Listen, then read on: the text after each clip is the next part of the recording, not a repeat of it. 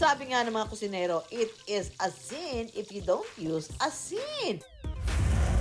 Gaano man kasi kamoderno ang mga paraan ng pagluluto ngayon, hindi nawawala sa kusina ang number 1 pampalasa sa buong mundo, ang asin. Sa pangalan pa lang ng probinsya, parang sagana na sa timpla, Pangasinan.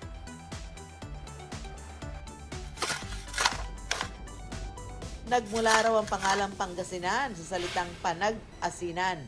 Ibig sabihin, where salt is made.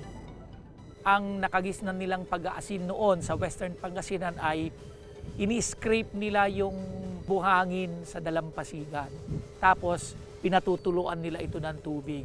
And then nagkaroon itong mga nasa banig o nasa mga square na inayos na mga palaisdaan.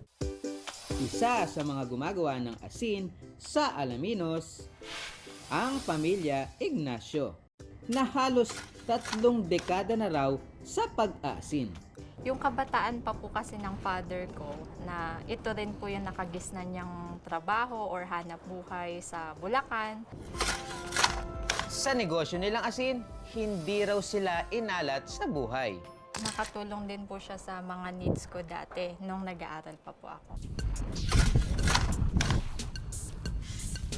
Ang mga naisalansan na asin, ilalagay sa tikles o sisidlang hinabing kawayan o yantok para matiktik ang tubig. Yung pag-aasin na yan magandang gawin.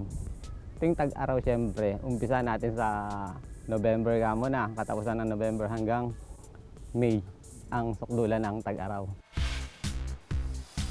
Pero hindi na lang alat ang hatid ng asin. Pwede na rin itong may kakambal na linamnam.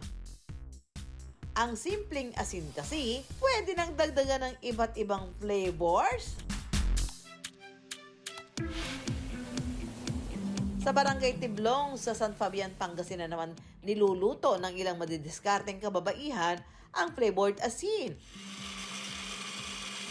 Naisipan namin na gumawa ng flavored para mapakinabangan ng mga kababaihan at mabigyan ng pangkabuhayan ang mga nanay na katulad ko.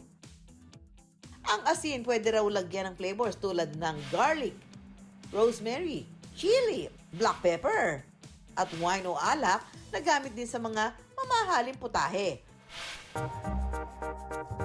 For today's video, susubukan ko rin gumawa ng flavored asin. Ang itatry natin gawin ay ang calamansi flavored asin.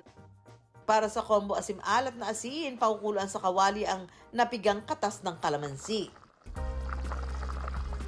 Saka ihahalo ang asin sa nag-caramelize na kalamansi.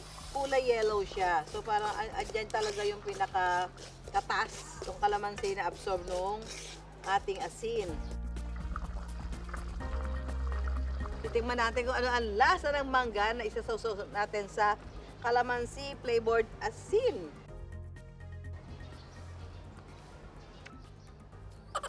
Oh, ang asim. Doble asim.